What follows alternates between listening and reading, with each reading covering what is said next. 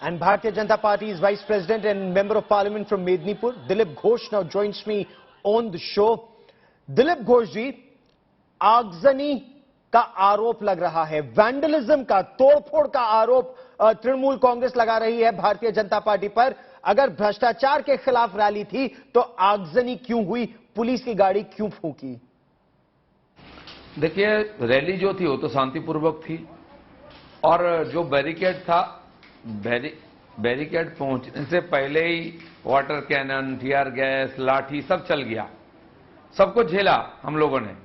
जब पूरा हो गया था रैली, फिर लोग वापस जा रहे थे, रास्ता में उनको पीटा गया, रेलवे स्टेशन में घुस कर पुलिस पीटा, टीयर गैस छोड़ा। और हमारा जो पार्टी ऑफिस है, वहां से 2-3 किलोमीटर दूर जहां से रैली शुरू हुआ था, वहां कार्यकर्ता इकट्ठा हुए थे, वहां जाके पुलिस घुस कर पीट रहा था। तो इसका क्या मतलब होता है? इतना गुस्सा क्यों पुलिस का हमारे कार्यकर्ताओं पर? चोर डाकू है क्या?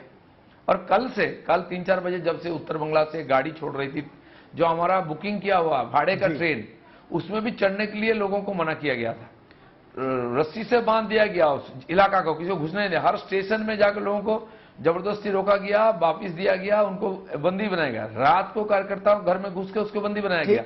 लेकिन इतना डर क्यों है? ठीक, लेकिन क्या इसका उत्तर आगजनी है? जिस तरह से पुलिस की पीसीआर वैन में आग लगाई गई, जिस तरह से पुलिस पर पथराव हुआ, तृणमूल कांग्रेस का आरोप है कि कानून व्यवस्था को प्रभावित करने की बीजेपी की साजिश है और सिर्फ कोलकाता और हावड़ा तक ये सीमित नहीं है। कतई नहीं है। हम पहले से घोषणा किए थे कि किसी प्रकार हिंसा उत्तेजना में हम नहीं जाएंगे। इतना प्रताड़ित करने के बाद भी इतनी बड़ी रैली में 1-2 व्यक्ति कुछ उल्टा कर सकता है। लेकिन मेरा भी उल्टा प्रश्न है, पुलिस की गाड़ी वहां पड़ी थी, सैकड़ों पुलिस रास्ते में खड़े थे, 4 लड़का जाके गाड़ी में आग लगा देते हो, कौन है, कहां से आए? पुलिस क्या कर रही थी? क्यों ड्राइवर नहीं था? क्यों पुलिस नहीं था? कोई रोका क्यों नहीं है? क्या मतलब है इसका पीछे? ठीक, तो क्या ये इजाजत जब रैली की नहीं थी, पुलिस ने कहा कि इस रैली की इजाजत नहीं है, तो ये क्या बीजेपी का एक तरह से शक्ति प्रदर्शन था कि परमिशन दो ना दो, रैली तो हम निकालेंगे? नहीं, टीएमसी को मैं बताता हूं कि बीजेपी को रैली की परमिशन यहां की सरकार कब देती है। अरे ये तो छोड़िए, आंदोलन है, चुनाव रैली के भी आपको मालूम होगा, लोकसभा के समय माननीय जोगी जी का यहां हेलीकॉप्टर उतरने नहीं दिया गया। वो झारखंड से उतर करके 40 किलोमीटर गाड़ी में आए, जेट कैटेगरी की सुरक्षा जिनकी है। अमित भाई के लिए भी हेलीकॉप्टर उतरने की अनुमति नहीं मिलती है, नेताओं का प्रोग्राम कैंसिल होता है, बड़ी बड़ी रैली कैंसिल होती है। तो ये इनकी तरफ हम लोग जानते हैं नहीं देंगे, यहाँ लोकतांत्रिक व्यवस्था नहीं है, लोकतांत्रिक परिवेश नहीं है, ये एन के एन प्रकार हमको रोकेंगे। इसलिए हम पुलिस को सूचना देते हैं और प्रोग्राम करते हैं। और टीएमसी तो कभी सूचना भी नहीं देती है, ममता बनर्जी उतर जाती है, उनके सारे नेता उतर जाते हैं, कभी ये प्रश्न नहीं आता है, क्योंकि बीजेपी कानून व्यवस्था को मानता है, संविधान मानता है, इसलिए हमको कानून दिखाया जाता है। नहीं, लेकिन अगर बीजेपी कानून व्यवस्था और संविधान को मानती है तो फिर गाड़ी में आगजनी या तोड़फोड़ या पुलिस पर पथराव, क्योंकि तृणमूल का तो यह भी कहना है कि अगर भ्रष्टाचार के आरोपों का सामना करने वाले नेताओं के खिलाफ आप मुहिम चला रहे हैं तो ममता बनर्जी तो उन लोगों के साथ नहीं है, ना पार्था चैटर्जी का वो साथ दे रही है, ना अनुव्रत मंडल का साथ दे रही है, तो टीएमसी तो कह रहे हैं कि बीजेपी का यह वार बिल्कुल खाली जाएगा। शायद आपके पास खबर नहीं है, 500 करोड़ का ऊपर अगर जिसके पास घोटाला है उसको पार्टी में रखा जाएगा। पार्थो बाबू के बारे में उन्होंने सोचे थे कि उनको हाथ धो लिया तो पार्टी बच जाएगा, लेकिन एक से एक नेता रोज पकड़े जा रहे हैं, घर से करोड़ों प्रॉपर्टी बर्बाद हो रही है। अनुव्रत मंडल का 550 करोड़ से ज्यादा प्रॉपर्टी बर्बाद हुई है। लेकिन उनके बारे में दीदी क्या बोलती है? जेल से उनको वीर जैसा स्वागत करेंगे माला पहना करके। तो डबल स्टैंडर्ड क्यों है? क्योंकि पैसा कम ज्यादा होने से नजदीकियां बढ़ती है और दूरी बढ़ती है। तो इसलिए टीएमसी की कोई स्टेटस नहीं है। चोरी था, डकैती था, हम बोलते थे, सबूत नहीं था। आज लोग कोर्ट गए, कोर्ट के आदेश पर सीबीआई जो काम कर रही है उसमें सबूत साथ में आ रही है, एविडेंस आ रही है और कोर्ट कार्रवाई कर रही है। इसलिए बौखलाने की क्या है?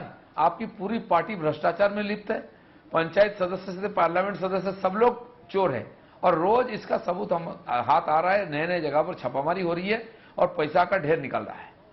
ठीक, आप कह रहे हैं कि सबूत सामने आ रहा है और इसीलिए कार्रवाई हो रही है। टीएमसी ये कह रही है कि भ्रष्टाचार के खिलाफ जो रैली हो रही है, अगुवाई कर रहे हैं शुवेंदु अधिकारी, क्योंकि वो बीजेपी में है तो कार्रवाई नहीं हो रही है। देखिए, शुभेंदु अधिकारी का ऊपर केस बहुत पुराना है और किसी को हमने क्लीन चिट नहीं दिया है। इसके लिए बुलाया भी पहले, वो केस भी लागू है। ऐसे बंगाल में सैकड़ों नेताओं का ऊपर, टीएमसी के सारे नेताओं पर केसेस है। बीजेपी किसी को बचाव नहीं करता है, ना किसी के पक्ष में खड़ा होता है। कानून अपना काम कर रहा है, लेकिन आपके ऊपर से नीचे तो सारे नेता भ्रष्ट है। बोलिए, आप सीआईडी तो लगाए कई लोगों के पीछे, किसी का अपने कार्यकर्ता घर से करोड़ों का प्रॉपर्टी मिला है क्या? नोट की गठरी मिली है क्या? तो आप किसके साथ बराबरी कर रहे हैं? आप खुलेआम चोरी करते हैं। लोग डर के मारे नहीं बोलते थे, आज हम बोलने लगे हैं। कोर्ट में गए लोग, कोर्ट के आदेश पर इंक्वायरी हो रही है और सारी सबूतें आ रही है। इसलिए आपका बोलने का अधिकार भी नहीं है, मुंह भी नहीं है। ममता बनर्जी खुद को बहुत साकपाट मानते हैं, लेकिन दाहिने बाएं जितने लोग हैं, उनके परिवार के लोग भी आज भ्रष्टाचार में लिप्त मिले हैं। तो उसका जवाब आप कोर्ट में दीजिए जाकर। तो क्या यह मुद्दा अब आपको मिल गया है जो भारतीय जनता पार्टी की 2024 की रणनीति है और 2024 के बाद 2025, क्या ये अब आपकी रणनीति होगी कि कथित भ्रष्टाचार के मुद्दे पर ममता बनर्जी को घेरना है? लेकिन क्या आप भी एकजुट हैं और is the BJP also divided house? क्या बीजेपी भी अलग अलग खेमों में विभाजित है? देखिए, बंगाल में राजनीतिक प्रक्रिया 24 घंटा 7 दिन साल भर चलता है। जिनको बंगाल पॉलिटिक्स के बारे में मालूम है, यहां आंदोलन करते हैं। मुख्यमंत्री भी खुद जाकर रास्ते में उतर करके आंदोलन करती है केंद्र के खिलाफ, एक प्रस्ताव लाती है केंद्र के खिलाफ। लेकिन हम विपक्ष में हैं, लोगों ने हमको आशीर्वाद किया है, मुख्य विपक्षी दल है, और पिछले 30-40 साल में इतनी संख्या लेके कोई विपक्ष में नहीं बैठा है और इतनी बड़ी घोटाला भ्रष्टाचार भी नहीं हुई है। तो वो सबूत सामने आ रहा है। लोग दुखी है, जो इस सरकार को चुना है वो अपने को शर्मिंदगी महसूस कर रहे हैं। बंगाल की कल्चर में, राजनीति में ऐसी नहीं थी, इसलिए हमारी जिम्मेदारी बनता है लोगों का आवाज उठाना, लोगों को साथ लेकर के। इसलिए आंदोलन हमने शुरू किया है।